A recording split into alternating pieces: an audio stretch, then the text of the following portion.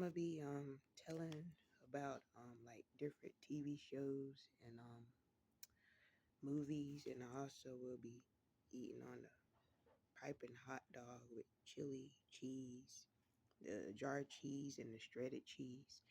And I also will be telling a story of my own as well. How's everybody doing today?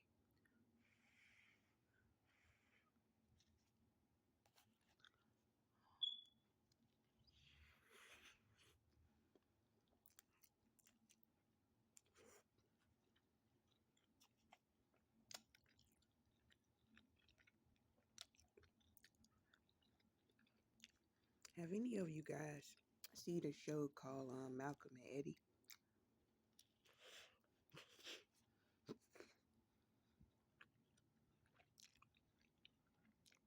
Well, there's a few episodes that I can mention that I really like. It was really funny to me. There was one episode called Twisted Sister, and on that episode of Twisted Sister, Malcolm and Eddie, it was like Halloween, and Malcolm and Eddie, well, Eddie was going around doing pranks on a lot of people.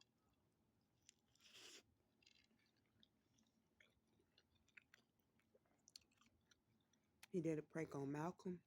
He did a prank on the other character. Her name is Nicoletta. He put like fake blood in her shower thing. Um, he put a pop up head in one of the other employees' bathroom or something. No, no, he had put the fake blood in Malcolm's shower head, and I forgot what he did in Nicoletta, but he did a lot of pranks on all of them.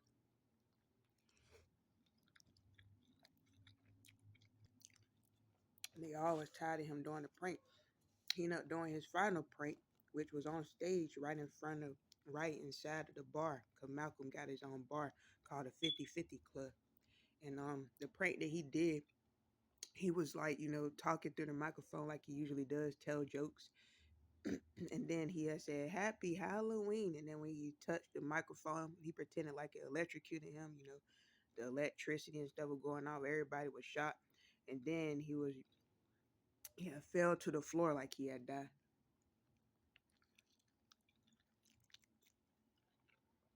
And everybody was scared.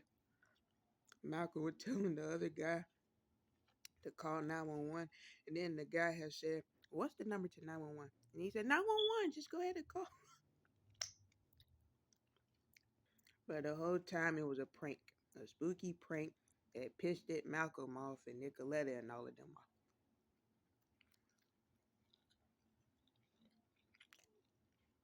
You know what Malcolm told him? Malcolm said, One day, someday, bruh, I will get you back. And he did end up getting him back.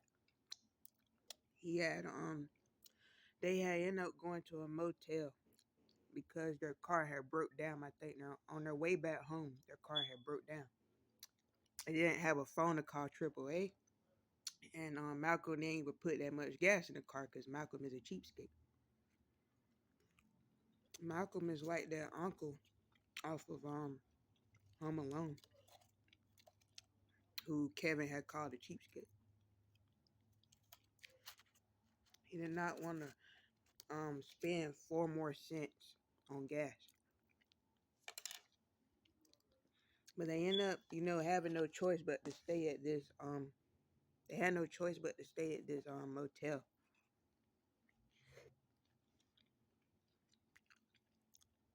And the problem about staying at this motel was that it was one room in there with one bed.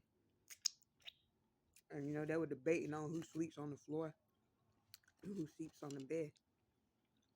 And Malcolm had threw down some covers or pillows, telling Eddie um that was his bed on the floor. And it was just going back and forth. And then they had neighbors right next to them, two girls that they did not know was staying in the other room, sharing a room together.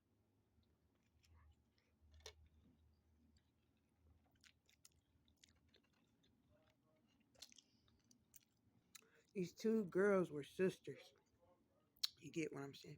They were two sisters, and they were claiming like they was on their way of becoming fashion models and stuff. Her name was what's their names? I gotta think of their name. Jody and Veronica. Veronica was this beautiful sister. Um, she was played by the lady who played on Coming to America when she was married. When she married a king, and the other girl, she I don't know what she played off of, but she played as Jody. Jody is different from Veronica. Jody got all these piercings on her skin. You know, she got dark makeup on. She looks like she's like gothic.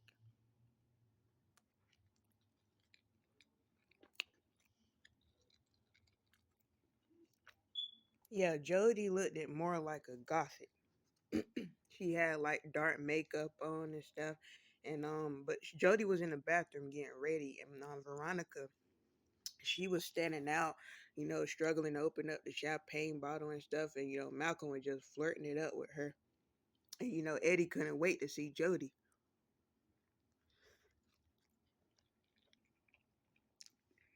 And once he saw Jody, he was horrified on top of mortified. He was shocked when he saw Jody. Like, because Jody had opened up the bathroom door.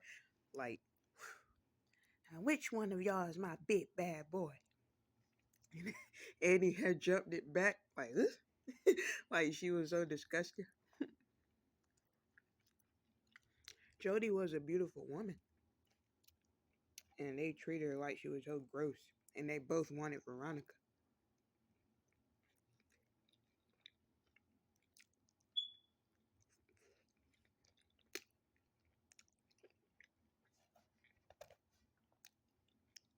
They treated her like she was so gross and disgusting, like they didn't want to be near her. Malcolm nor Eddie didn't like her.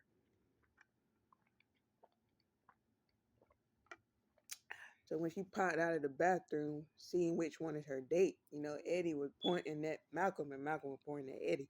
But Malcolm already had Veronica up in his arms.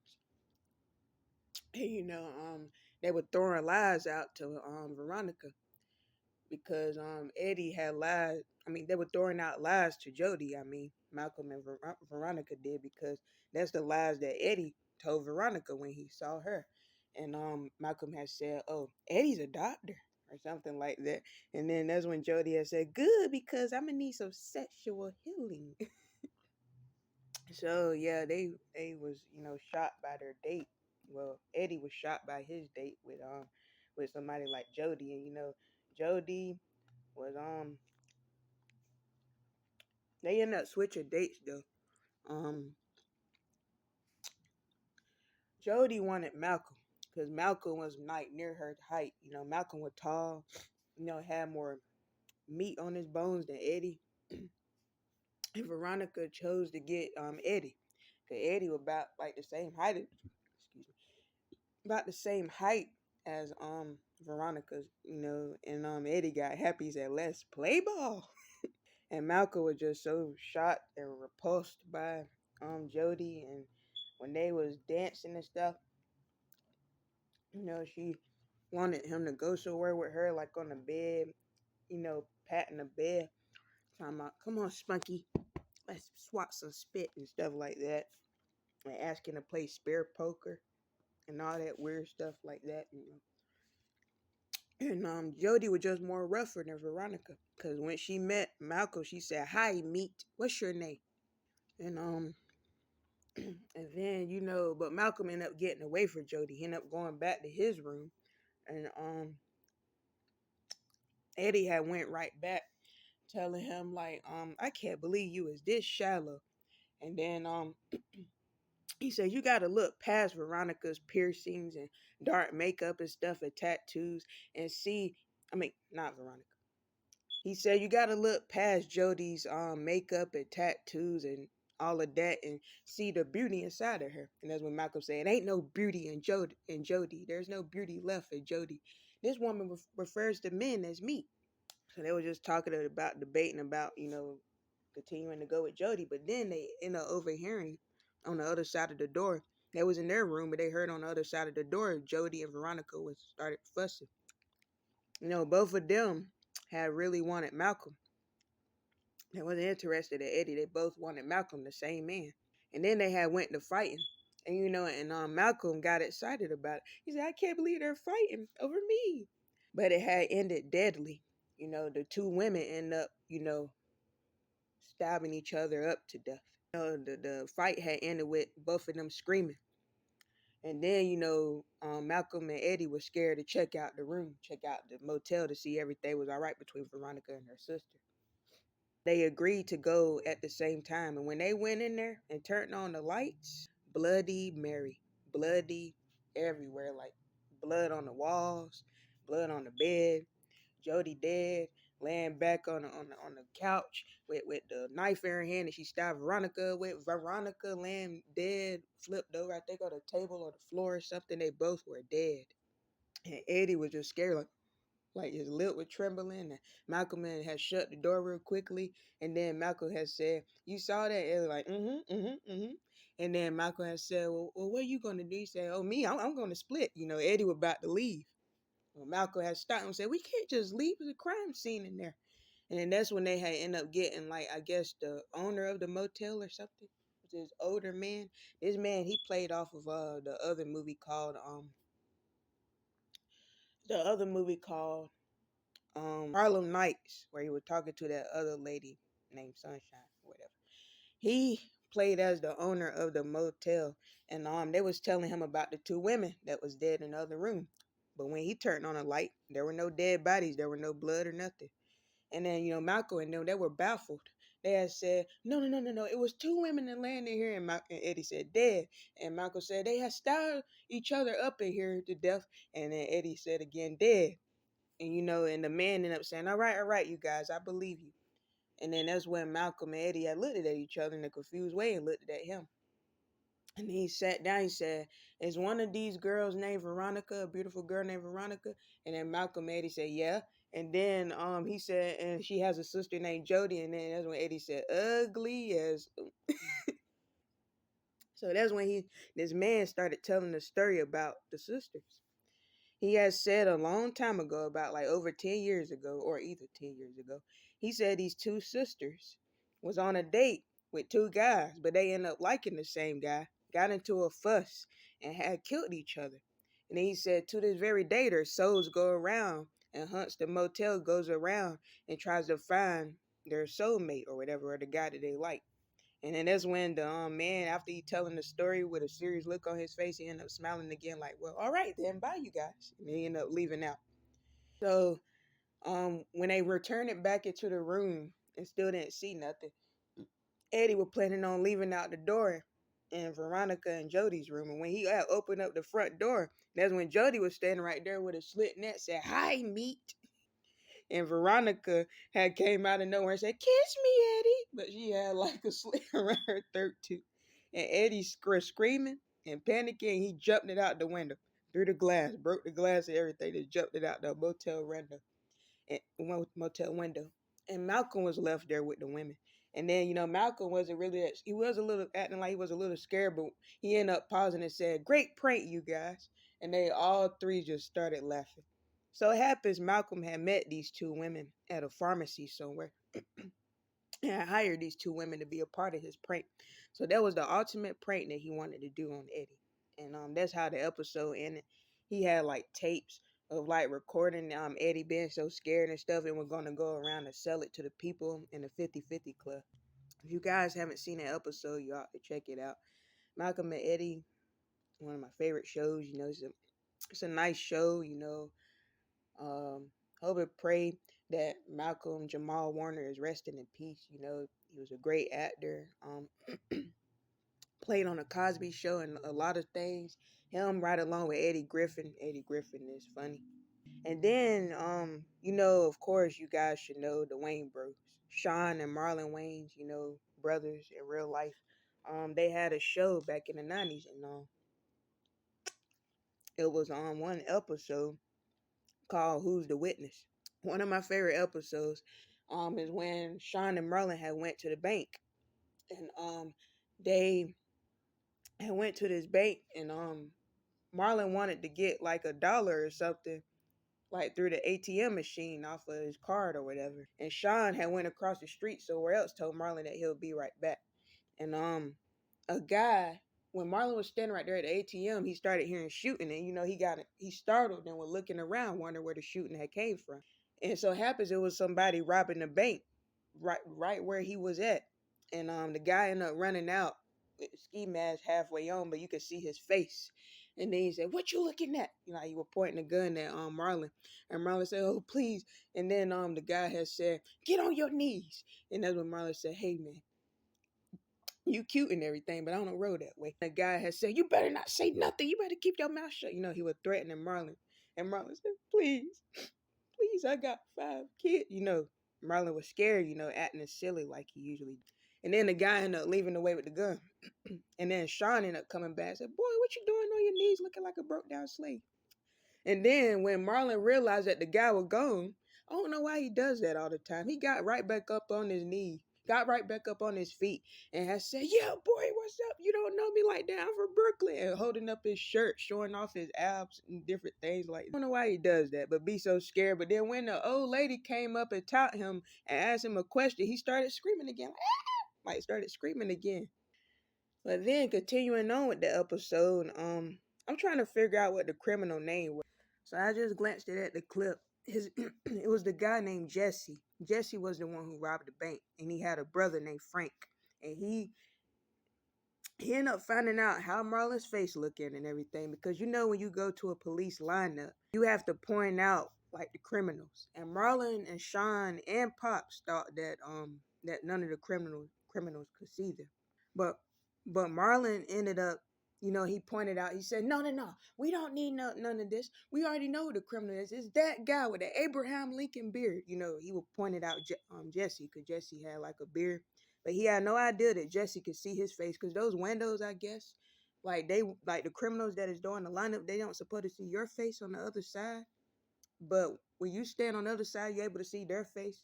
So, but they end up messing up with the windows or something, and the detective end up going in there. The woman detective end up going in there and end up warning them that those criminals can see them on the other side.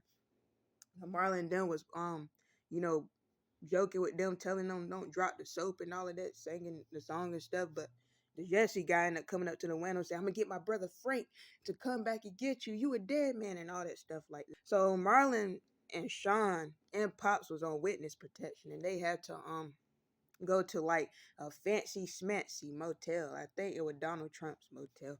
They had to go to the hideout for safety in case the brother comes for them. And then there were extra people that were coming. TC, it was Sean and Marlon's friend that they be playing with. Cause later on in the episodes they play with another guy named Dupree. And Dupree played off of the movie Juice and Lean on Me and other stuff like that. And TC, what he did, see, TC has a big mouth. TC was at a party and he ended up going around telling about Sean and Marlon and Pops being on witness protection. Little did he know, Jesse's older brother Frank was at that party, and he overheard TC giving out the address and the location and everything where they was at. So that's how Frank had got there, at the motel room where they was at. And when he found him, he was disguised as room service.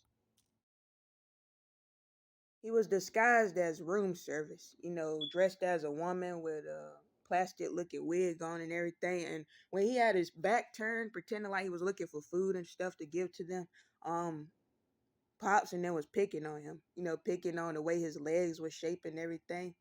Um, saying, "Look at them little chicken legs" and stuff like that. And D was like saying, like, "No wonder she works the night shift." They was saying all mean stuff about her. But when they turned around and seen it wasn't her, it was Jesse's older brother. That's when Marlon started screaming like, "Ah!" He started screaming. They all got scared, and Jesse's brother was holding the gun. Like, "Everybody sit on the couch." Frank was crazy. And they always trying to talk Frank and not killing him. What was funny is with Dee's part. Dee was trying to flirt with him, unbutton her shirt, like she was being a woman.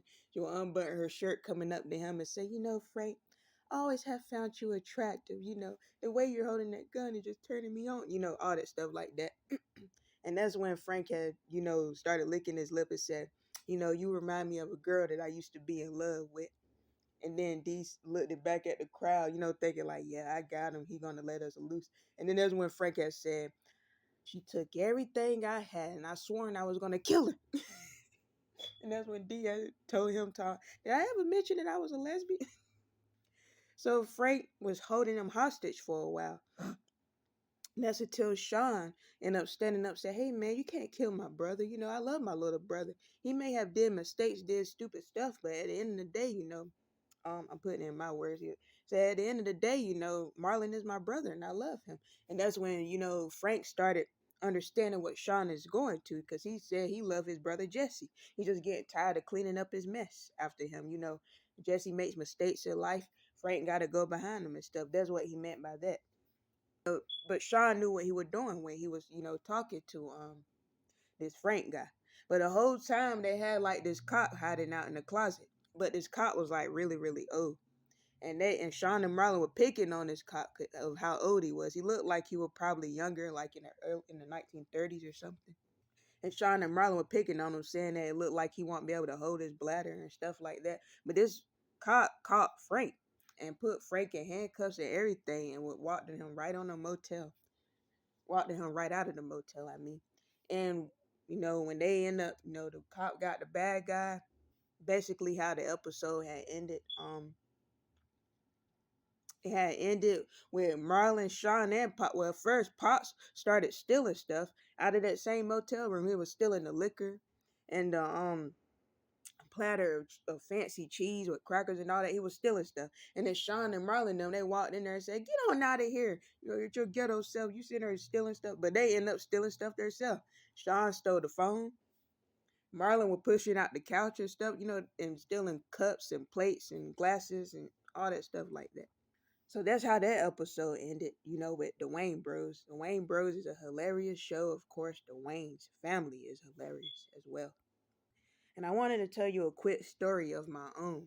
And this story is called Kaleidoscope Kash. And it takes place in Gary, Indiana.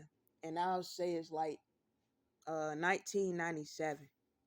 The year is 1997. That's what I do with my stories. I put a specific year, and it's like 1997. And my main character is really this guy named Zebulon's Tate, but his close friends and everyone who knows him calls him Zzop for short. And early in the morning, he was like in the shower taking a bath, and his girlfriend Shamika Jackson, she was on the phone because she was watching her favorite game show. This game show is called Kaleidoscope Kash, and the host was saying like, you dial up your number so you can become a guest on the show and win $100,000 in cash. And Shamika was dialing up, because they didn't really have that much money. I mean, they had enough money to keep a roof over their head and everything, but they didn't really have that much money. So she's thinking in her mind, me, my man, and my friends, we need this money. So she was dialing up this guy's number that hosted this game show.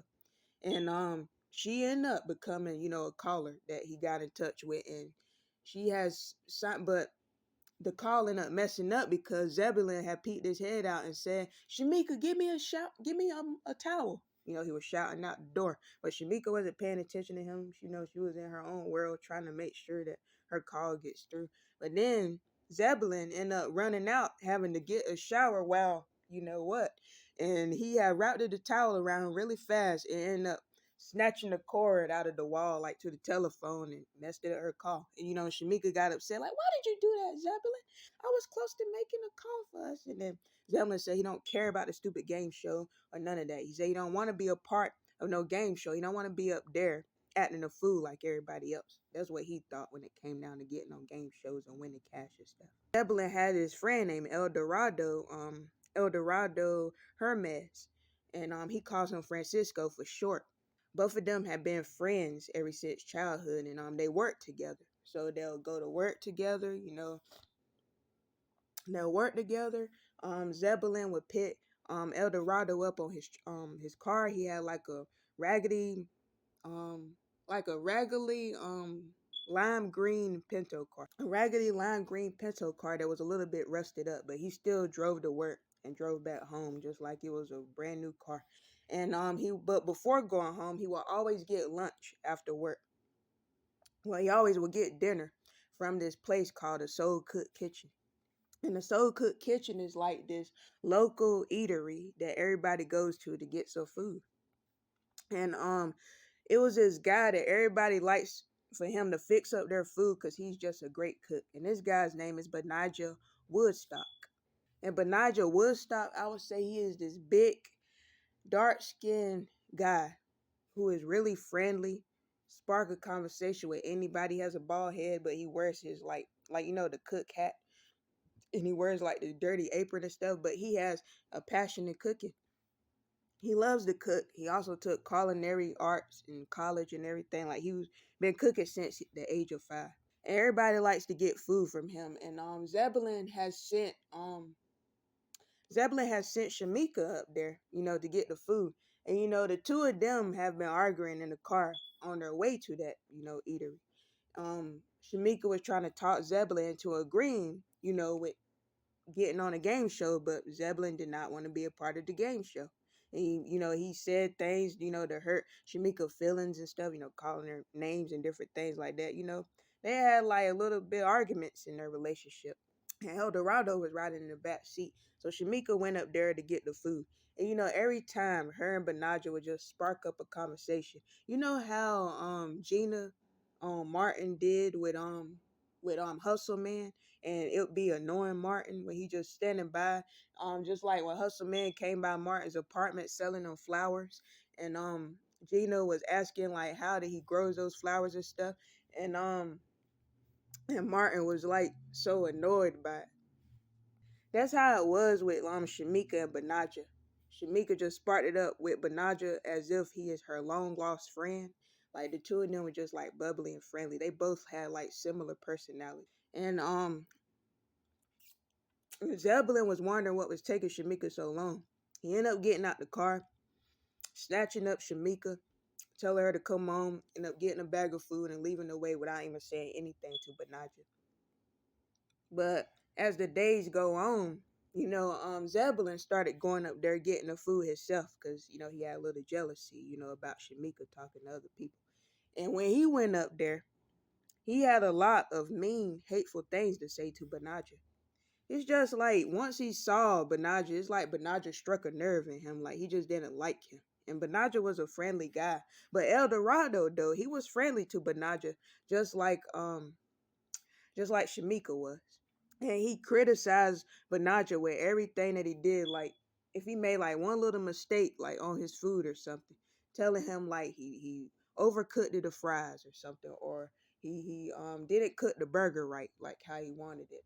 He didn't want no cheese on his burger. Like any mistake that Benaja had done, Zop, aka Zebulon, would be all over him like right on rice.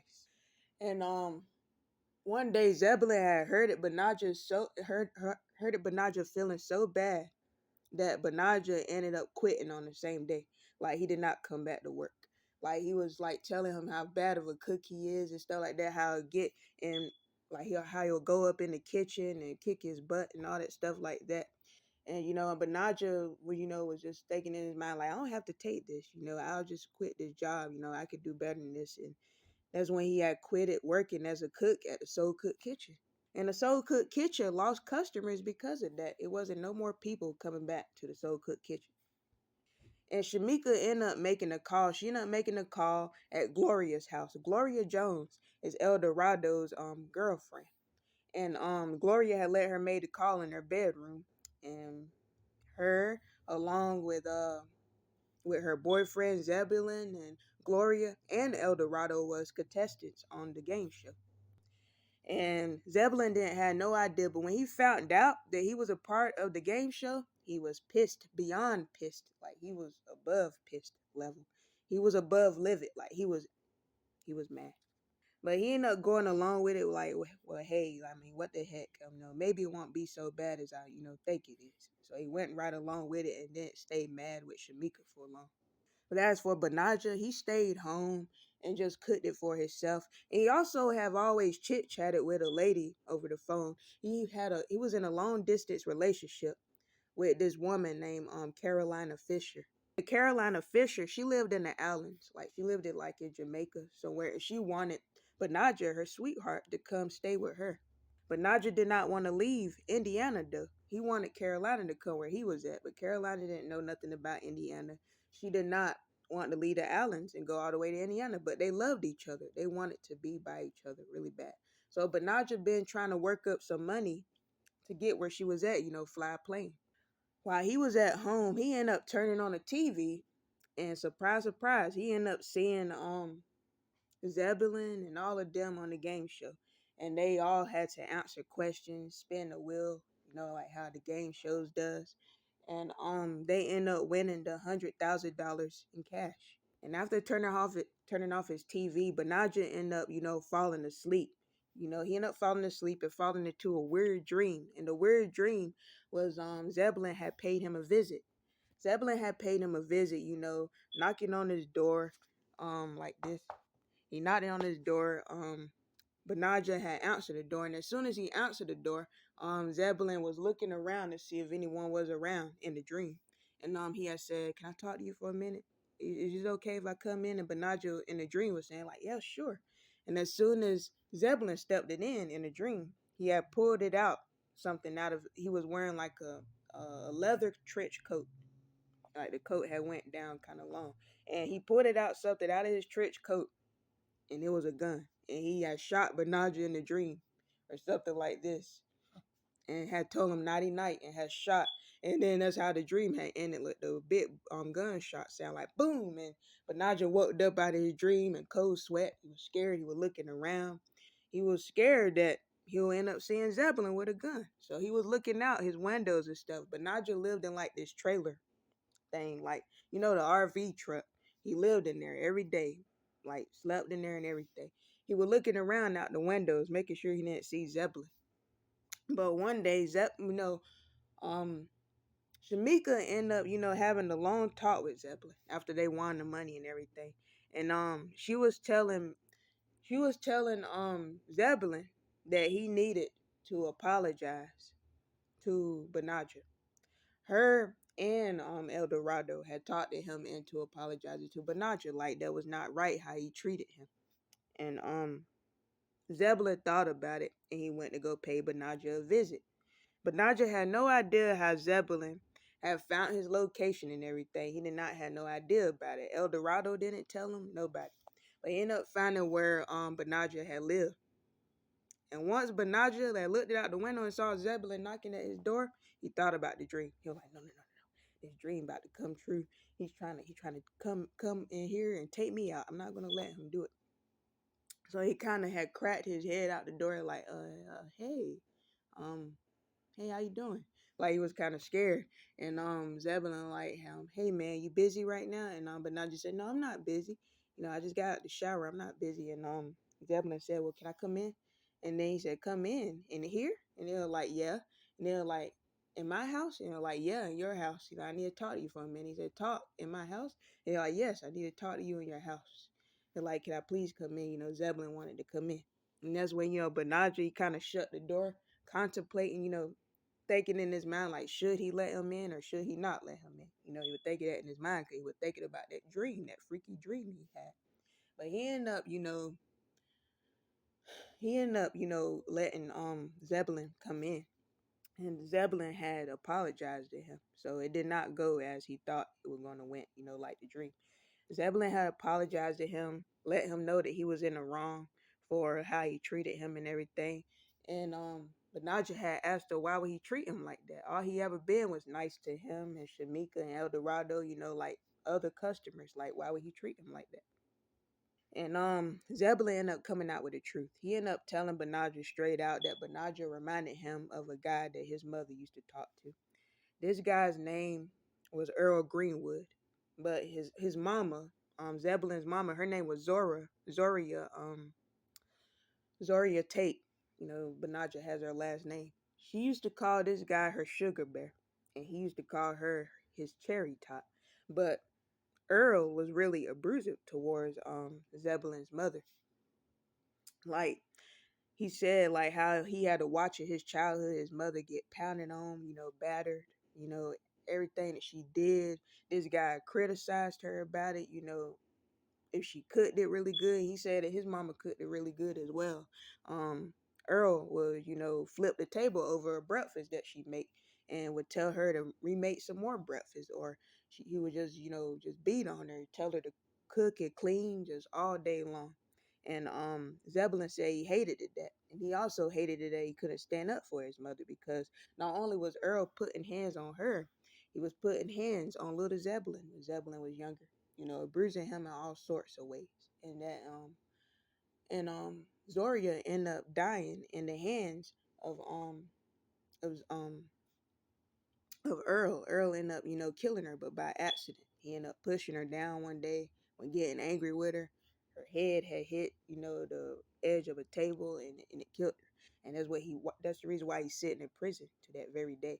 And Zebulon don't care about him. Zebulon hates that guy, hopes that he rest in piss, if you know what I mean. Like if he died, he probably would piss on this man's grave and everything. Like Zebulon hates this guy that his mother used to talk to, even though he's in prison now. And because Zebulon's mother is gone, and he can't see his mother again. And Zebulon said he hated it that he still got like a guilt in him about not being able to stand up for his mother. And then when he's look at Benaja, Benaja reminds him of that guy. So Benaja was letting him know, like, I'm sorry that you went through something like that. He said, but me, I'm different from your attacker, I would never put my hands on a woman. Um, I love women. I love people in general. Um, I'm in a long distance relationship right now, and Zeppelin was telling like, oh, that's great. Like, have you ever like, will you ever like meet her one day? And but Naja said he hopes so, but he doesn't, have the money, to meet her. And that's when Zeppelin pulled out his pocket, just like the dream, but it wasn't a gun. It was an envelope, one of them big orange envelopes, and in that envelope it was a lot of cash, and he gave it to Benaja, telling him that that is for him. Benaja didn't want to take it. He was like, "Hey man, I can't take your money," But Zebulon said, "Hey, you was a friend of mine, and I want to share with you." And that really like warmed at Benaja's heart. He said, "I'm your friend," and Zebulon like, "Yeah."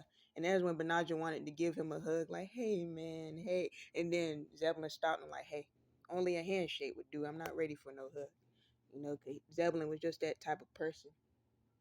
And Benaja and the two of him, they was, close with each other again, and Benaja also knew how Zebulon felt, his mother was, beaten on as well. He had people in his family that went through that, but he also has said that he had grown up, to treat women with respect and stuff like that. And he had told um Zebulon that he ain't no psychiatrist or nothing, but he could pick up that Zebulon has a lot of anger and regret inside of him, and whenever he sees him, it reminds him of the guy who killed his mother. So that's how Kaleidoscope Cash ended. It also ended with Shamika. Well, Benaja ended up asking Zebulon like, will he ever marry Shamika? And Zebulon at first was like, heck no, I'm gonna stay shacked up and stuff like that. But when he ended up finding out that Shamika is pregnant again because they had shared one child already, they had like a 4-year-old son. They named Jeremico, but his nickname is Junior. They just call him Junior. They be having like this little playpen where he sit at, and he loves to eat eggs. That's his favorite, thing to eat. He ended up finding out that she's pregnant again. And once he found out that, um, that's when he had ended up buying a nice looking diamond ring and he had proposed to her. And Benaja ended up meeting his sweetheart. Carolina ended up visiting Indiana, and she meted all of them, and they all ate together at the Soul Cook Kitchen as friends and family. And that's how that story ended. And I hope you like and subscribe, and if you're a newcomer, hello.